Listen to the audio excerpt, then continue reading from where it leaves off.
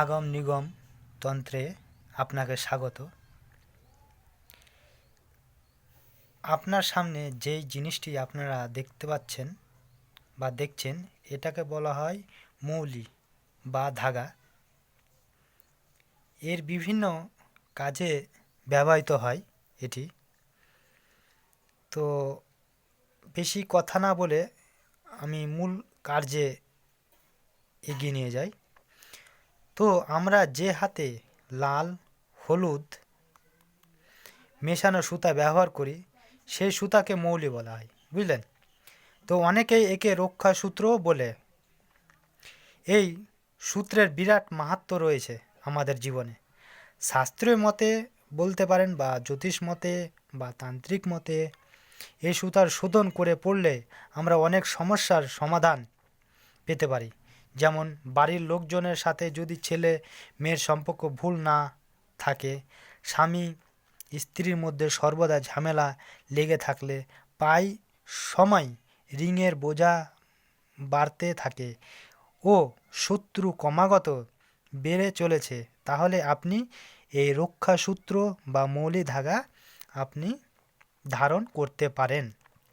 এবার মৌলি সুতা কিভাবে ধারণ করবেন, এই প্রশ্নটি অনেকের মনেই জাগে বা অনেকেই করে থাকেন যে আমরা মৌলি বা সুতা রক্ষাসূত্র কিভাবে ধারণ করব।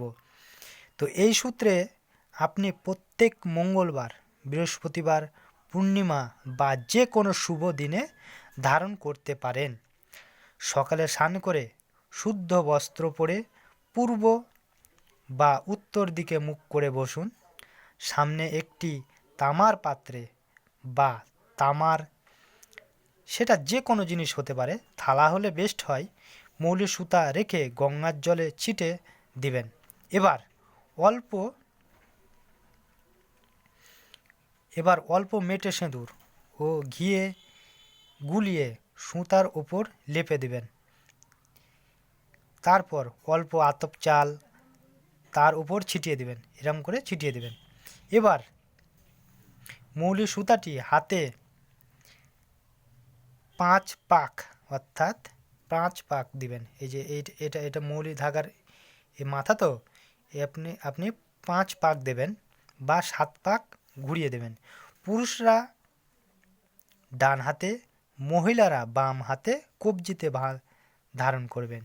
শনিবার অশ্বত্থ গাছে মৌলি সুতা 7 পাক ঘুরিয়ে বাঁধুন ও গোড়ায় কাঁচা দুধ দিয়ে নিজের মনের কামনা, যে কেন সেটা মনের কামনা হতে পারে, কিন্তু মনের কামনাটা যেন একবারই বললে হবে না, 3 বার সেই মনের কামনাটা 3 বার হলো আপনি বলতে থাকবেন। তারপর আপনাদের ব্যবসায় বা কারখানার গেটে মৌলি সুতা বাঁধতে পারেন। যারা শিক্ষার্থী রয়েছেন, বিদ্যার্থী রয়েছেন বা এডুকেশনের সঙ্গে যুক্ত রয়েছেন, তারা পরীক্ষার আগে হাতে অবশ্যই ধারণ করবেন। ব্যবসায়ীরা এই সুতা পূজা করে ব্যবসার খাতায় ক্যাশবাক্সের হাতলে বাঁধতে পারেন। গাড়ির ডিকশনারিতেও এই সুতা বাঁধা যায়। তো এই হচ্ছে মৌলির বা রক্ষাসূত্রর আসল রহস্য।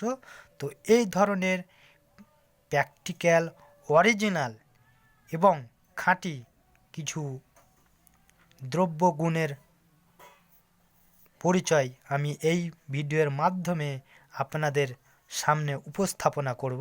ধন্যবাদ।